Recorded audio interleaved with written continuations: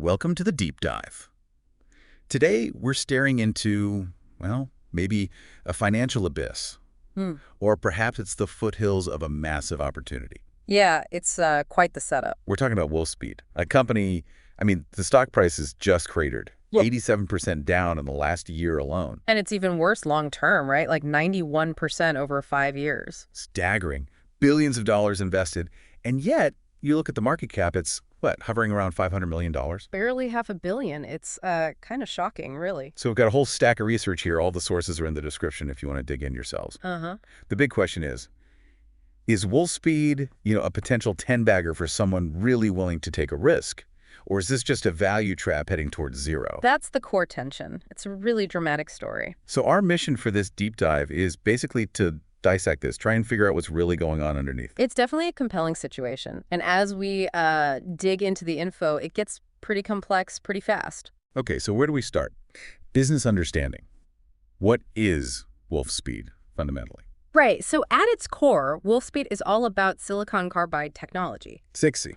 Okay. Yeah, think of it like a souped-up version of regular silicon, much better for high-efficiency, high-power stuff. Got it. And their business model. How do they make money? Well, what's interesting is they're vertically integrated, so they control the whole process. Per raw material. Exactly.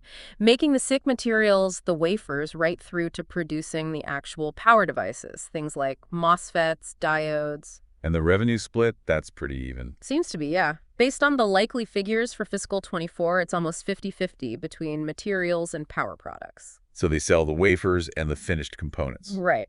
Which means they're basically supplying their own competitors in some ways, while also competing directly with them. It's a tricky position. And they're global. North America, Asia, Europe. Europe's actually a pretty big chunk of their revenue, almost $300 million last time they reported specific figures. Okay, so materials and devices. Can you give us a bit more detail on the actual products? Sure. On the materials side, it's those substrates and what they call epitaxial wafers. And a big push now is transitioning to larger 200-millimeter wafers. Right. The bigger wafers mean more efficient production, theoretically. That's the idea. Historically, their Durham facility was huge for materials. Apparently made like 60% of the world's supply at one point. Wow. And the devices? That's the 6 MOSFETs, Schottky diodes, power modules, even just the bare 6E chips. And where do these actually end up? What applications use this tech? Okay, so the biggest one is electric vehicles, EVs.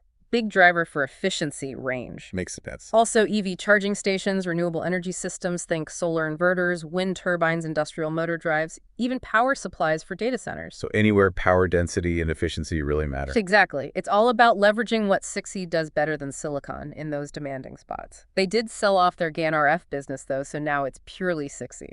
They talk about being a leader, the biggest pure-play SiC materials provider. Is that fair? What's their scale? They certainly position themselves that way. And they've invested heavily in manufacturing. Durham handles materials, R&D, some devices. Okay. Then there's the Mohawk Valley Fab in New York. That's their big bet on 200-millimeter devices. Supposedly the world's first and largest. It's in ramp-up now. Ramp-up phase, right. That sounds critical. It's hugely critical. And then there's Siler City, North Carolina, the JP Center, that's under construction, planned to be the world's largest 200-millimeter materials facility. So one for devices, one for materials? Yeah. Both 200-millimeter? Yep. They want a 10-fold capacity increase by 2030 from Siler City. Just powered up the first furnaces last June. Ambitious. Very. They also have a facility in Fayetteville, Arkansas.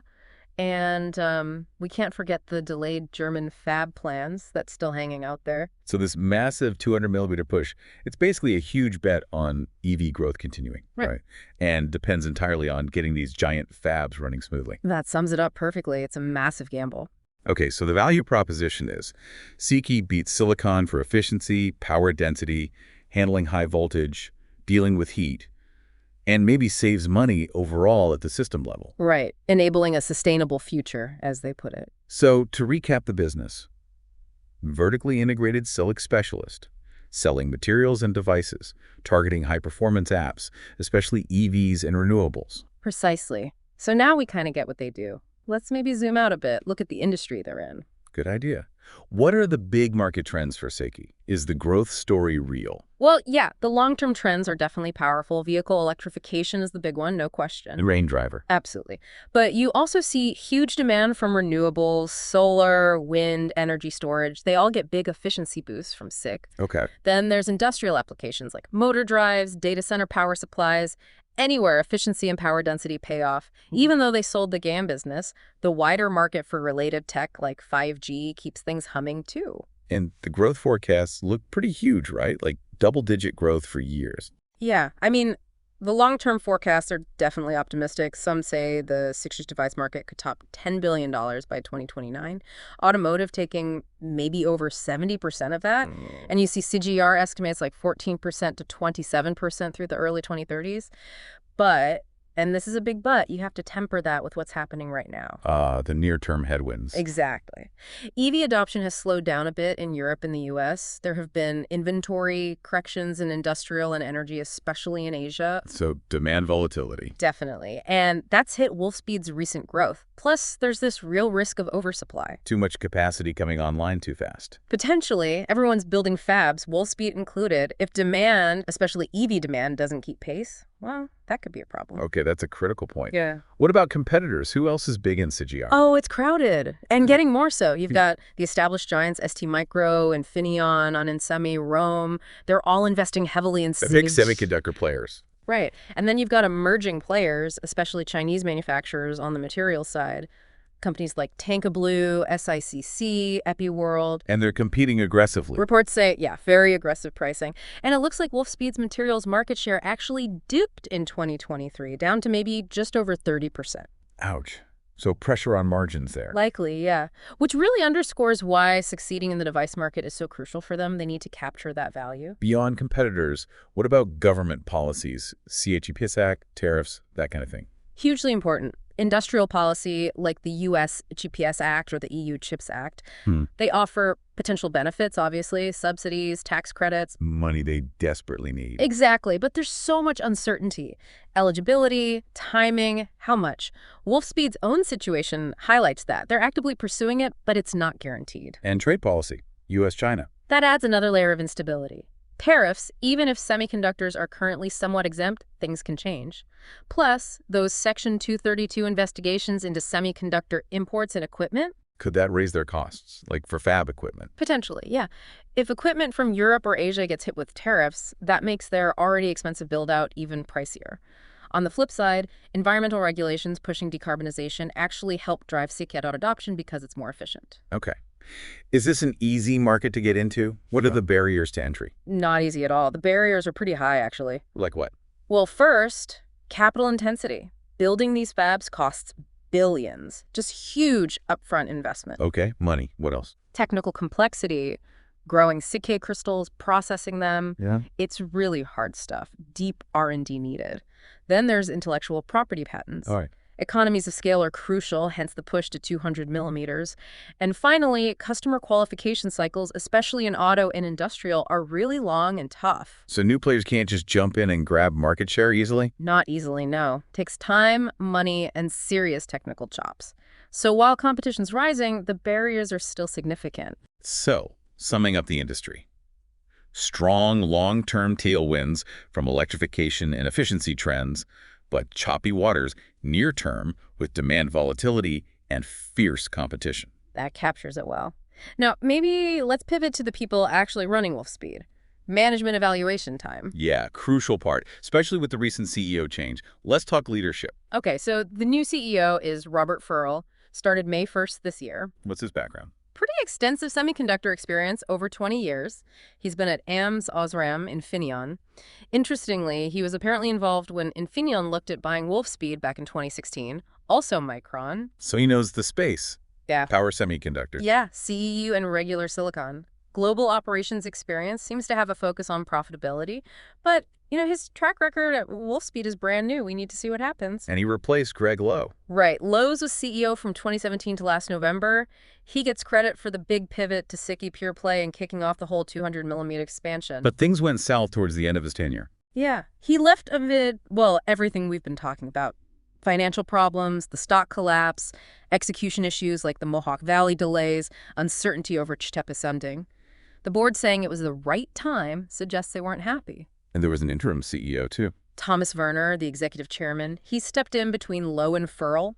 His focus seemed to be hitting CHIPS milestones, starting the restructuring, and trying to unlock shareholder value.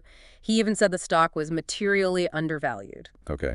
And the CFO. Neil Reynolds, been there since 2018, so he provides some continuity through all this heavy investment and change. So the CEO change really signals a shift, maybe from just expanding at all costs to focusing on efficiency and profits. That seems to be the message, yeah. Moving from Lowe's expansion drive to Furl's potential focus on operational execution and profitability, time will tell. Wolfspeed's definitely been in crisis mode recently. Financial, operational, funding uncertainty. Yeah. How has management responded? It's been a multi-pronged response. Obviously, the CEO change is the biggest move. Right. Bringing in Furl. Then there's the restructuring. Reports of layoffs, maybe 20%. Facility closures, big restructuring charges hitting the books. They're aiming to lower their break-in point significantly, down to maybe $800 million in revenue for adjusted EBITDA break-even. What about managing the cash situation? They did that $200 million equity offering, the ATM, framed it as helping with CHIPS Act matching funds or milestones. They got a big tax refund, $192 million, from a specific provision. Section 48D. Right. And they're still pushing for those CHIPS grants, though it's uncertain. Talking to lenders like Apollo and Renesas about their convertible debt. And importantly, slashing future CapEx plans for FY26 and 27. Okay, hitting the brakes on spending after this big build-out, operationally. Focus is squarely on ramping up Mohawk Valley. They have that target of 20% utilization by June, getting revenue out of it, shifting production towards EVs. And they did reaffirm their Q3 guidance recently. So lots of activity. Is it working? Is it effective? Too early to say, really. It all hinges on execution, actually getting Mohawk Valley running smoothly. And crucially, whether that CPS funding comes through. It's still precarious. In times like these, communication is key. How transparent have they been with investors? Yeah, they do the regular stuff, earnings calls, presentations, SEC filings. They acknowledge the challenges, the weak industrial demand, the EV ramp issues, the factory underutilization. Yeah. But there have been some questions around transparency, particularly on the CPS Act. How much do they really depend on it? What's the actual status? The messaging has felt a bit uncertain at times. And the German fab delay? Yeah, that communication felt a bit reactive too. Maybe more consistent clarity on these big strategic dependencies could help investor confidence. Any major ethical red flags around management? Based on what's public, not really any major scandals. There was some mention of preliminary legal inquiries about potential regulatory stuff involving officers, but details are scarce. Mostly, the negative spotlight is on performance and execution, not ethics. Okay, so pulling it together on management. Honesty, maybe a question mark on some comms clarity. Capability. Yeah. Well, past leadership struggled with execution. New team's capability is still unproven, but Furl's background fits. Shareholder orientation. They say they want to unlock value, but the track record of value destruction is pretty stark. Capital allocation's been rough. Yeah, and no dividends or buybacks, obviously, given the cash situation. Shareholder return is all about the turnaround potential right now. Let's dig into that capital allocation more. Where exactly has all the money gone? Overwhelmingly, it's gone into building out that SiCa capacity, especially the 200mm stuff. Mohawk Valley for devices, the JP Center in Siler City for materials, R&D, and Durham's Building 10. So CapEx has been sky high. Exceptionally high, yeah. That's a huge driver of the negative free cash flow. Guidance for this fiscal year is still massive, like $1.2 billion. But they're cutting back hard after this year. Drastically, down to maybe $150, $200 million in FY26, even less in FY27. It's a clear signal. Stop building, start using what we've built, conserve cash. Could that hurt them if demand suddenly surges later? Possibly. It reduces flexibility. Yeah. But right now, survival and utilization are paramount. R&D spending is still significant, though, a big chunk of revenue last year. What about M&A? Has they been buying companies? Mostly the opposite, actually. They've been selling businesses to focus purely on sake. Sold the LED business, lighting products, the RF power GaN business. So no recent big acquisitions. Growth is all organic expansion. Pretty much. But shedding those other businesses also meant losing their cash flows, which probably made them even more reliant on external funding for this huge Psyche build-out. And returning capital to shareholders. Buybacks. Dividends. Nope. No real buyback history. Probably a negative yield recently because of stock compensation and that ATM offering. And Definitely no dividends. Can't afford it. Won't happen anytime soon. The return on invested capital, ROIC, looks consistently terrible. What's that tell us? Yeah, it's been significantly negative for like a decade or more. Recent numbers, -4% to -12% maybe, often worse historically. It just means the billions they've invested haven't generated any profit yet. So positive ROIC totally depends on getting these new fabs profitable. Entirely. That's the whole bowl game. So looking back, has their capital allocation actually grown shareholder value? Well, objectively, no. Not yet anyway. It's resulted in huge losses, massive debt, and the stock price collapse we talked about. Management argues it's a long-term strategic bet. That's the argument. A bet on long-term CISIS leadership. Future value creation depends completely on making these new fabs work, and work profitably. High risk, high potential reward, but definitely not a proven track record of successful capital allocations so far. Okay. Business, industry management, capital allocation. Now the really painful part. Financial health. What are the key metrics showing us right now, like late April 2025? Yeah, the financial picture is pretty strained. It really reflects the cost of that huge expansion hitting operational ifs and some tough market spots. Starting with market cap, we mentioned it's tiny. Around $509 million, yeah.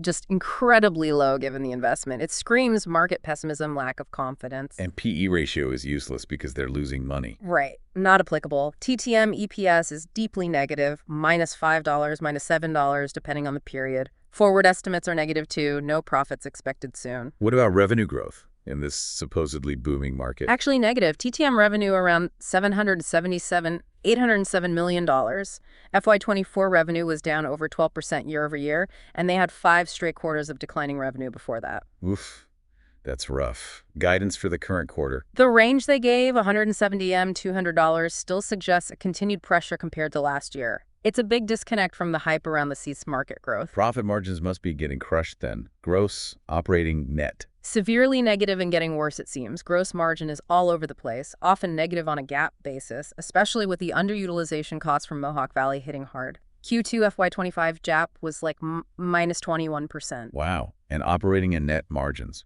Deeply negative. Operating margins somewhere between -50% and -100% plus, depending how you slice it. Net margin even worse. TTM net loss approaching $1 billion. $1 billion loss. What about debt? Leverage. Debt to equity is extraordinarily high, like 7x to over 20x. It's just immense financial pressure. Total debt is somewhere between $5.2 million and $6.6 billion. Massive debt. Are they burning through cash quickly too? Profoundly negative free cash flow. Over $2 billion burned in the last 12 months. That's driven by the operating losses and the huge capex, just hemorrhaging cash. Even price to book is low, around 1. But that doesn't mean it's cheap. Probably not. A PB around 1, given the huge losses in debt, likely just reflects the market's serious concerns about viability and future earnings, not necessarily that the assets are undervalued relative to potential profit. So, to be crystal clear, is Wolfspeed profitable with a strong balance sheet?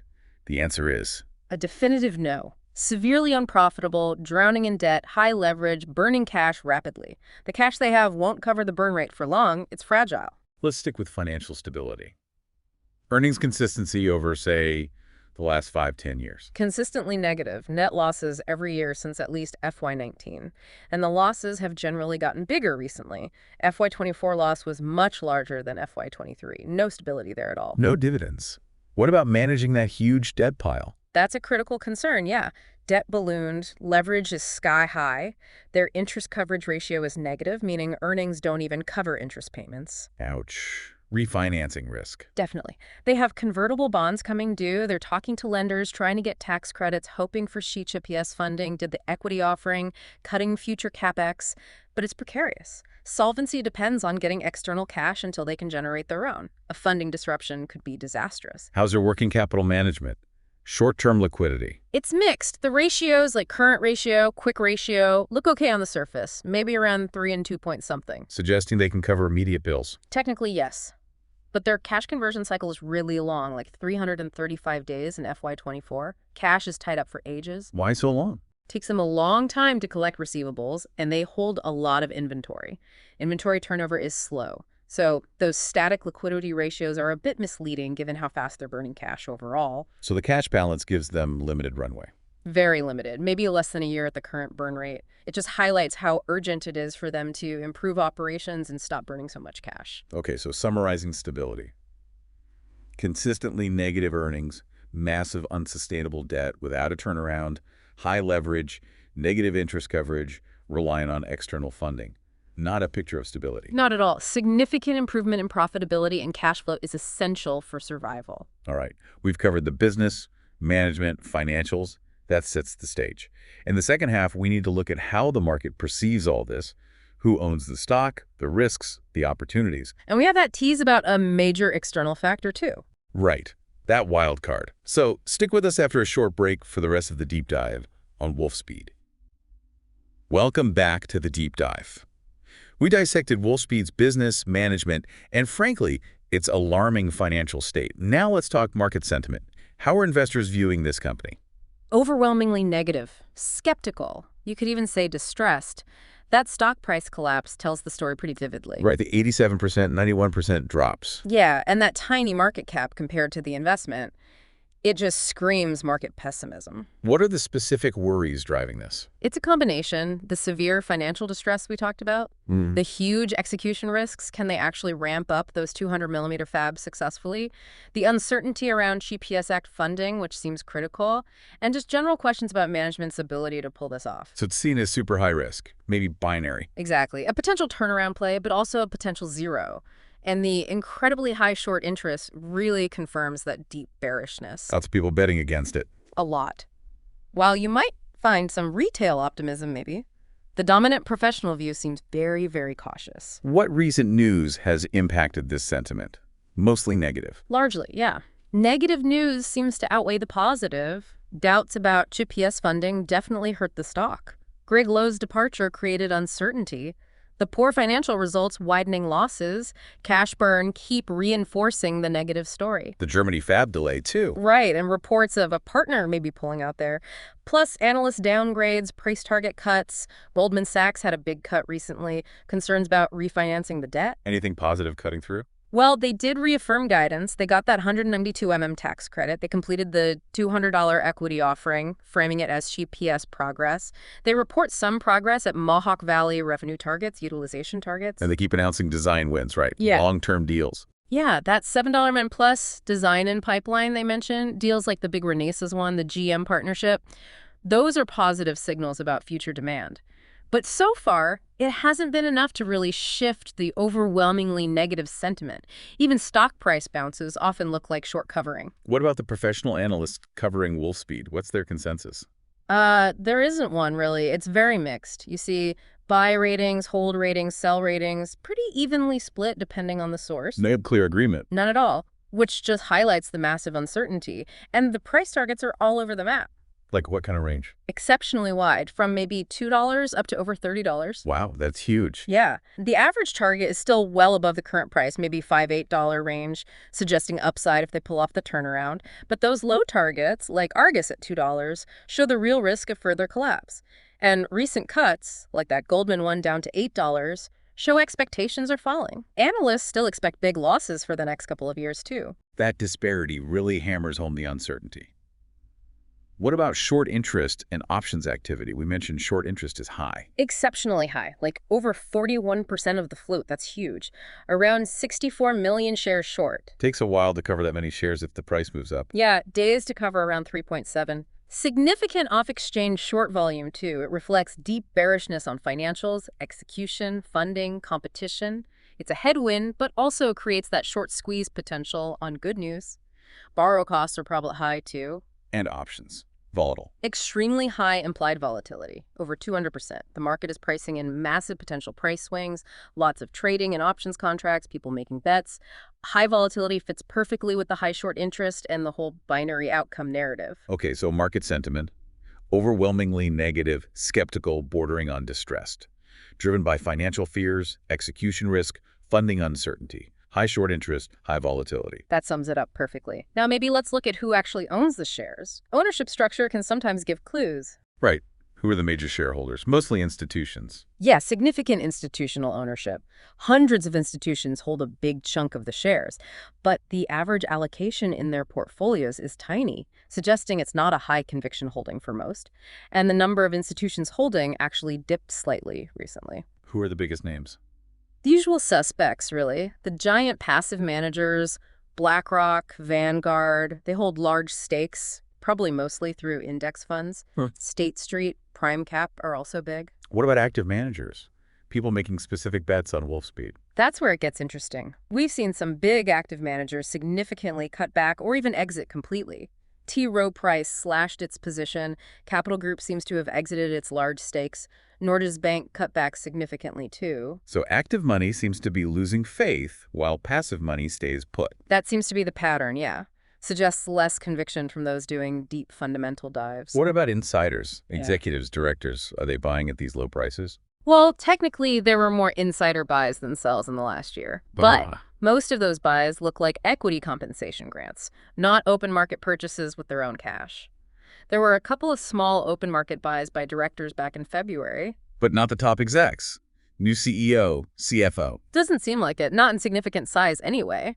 Which, at these depressed prices, the lack of big open market buys from the top leadership doesn't exactly scream confidence. So ownership is fairly concentrated in a few big passive funds. Active managers seem wary, and insiders aren't sending strong buy signals. That's a fair summary of the ownership picture.